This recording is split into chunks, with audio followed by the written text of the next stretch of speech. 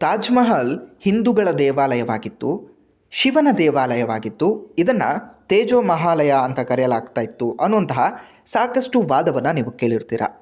ಆದರೆ ಇವತ್ತು ಒಂದು ಹೊಸ ವಿಚಾರ, ಅಂದರೆ ನೈಜತೆಗೆ ಹತ್ತಿರವಾಗಿರುವಂತಹ ವಿಚಾರವನ್ನು, ಈ ವಿಷಯದ ಕುರಿತು ಸಂಪೂರ್ಣವಾಗಿ ಈ ವಿಡಿಯೋದಲ್ಲಿ ವಿವರಿಸಲಾಗ್ತಾ ಇದೆ. ಇದಕ್ಕೆ ಸಂಬಂಧಪಟ್ಟಂತಹ ಸಾಕಷ್ಟು ದಾವೆಗಳು ಕೂಡ ಲಭ್ಯ ಇದೆ. ಮೊದಲನೇ ದಾವೆ, ತಾಜ್ ಮಹಲ್ನ ತಳಭಾಗದಲ್ಲಿ ಮುಚ್ಚಿರುವಂತಹ ಕೊಠಡಿಗಳು, ಅದರಲ್ಲಿ ಶಿವಲಿಂಗ ಇತ್ತು ಅನ್ನೋದು. ಸತ್ಯಾಂಶ ಏನಂದರೆ, ತಾಜ್ ಮಹಲ್ನ ತಳದ ಕೊಠಡಿಗಳು ಸಂರಕ್ಷಣೆಗೆ ಅಂತ ASI ಮುಚ್ಚಿರುವಂತಹ ಸಾಮಾನ್ಯ ವಾಸ್ತುಶಿಲ್ಪ ಕೊಠಡಿಗಳವು. ASI ಹಲವು ಬಾರಿ ಅಲ್ಲಿ ಯಾವುದೇ ಹಿಂದೂ ಧಾರ್ಮಿಕ ವಸ್ತುಗಳು ಕಂಡುಬಂದಿಲ್ಲ ಅಂತ ಸ್ಪಷ್ಟಪಡಿಸಿದೆ.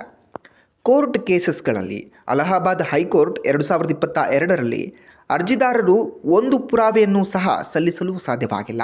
ಎರಡನೇ ದಾವೆ, ತೇಜೋ ಮಹಾಲಯ ಅನ್ನುವಂತಹ ಹೆಸರಿನ ಹಿಂದಿನ ಗ್ರಂಥದಲ್ಲಿ ಇದೆ ಅನ್ನೋದು. ಸತ್ಯಾಂಶ ಏನಂದರೆ, ಯಾವುದೇ ಪ್ರಾಚೀನ ಭಾರತೀಯ ಶಾಸ್ತ್ರಗಳಲ್ಲಿ ಅಥವಾ ಇತಿಹಾಸದ ದಾಖಲೆಗಳಲ್ಲಿ ತೇಜೋ ಮಹಾಲಯ ಅನ್ನುವಂತಹ ಯಾವುದೇ ದೇವಾಲಯದ ಉಲ್ಲೇಖ ಇಲ್ಲ.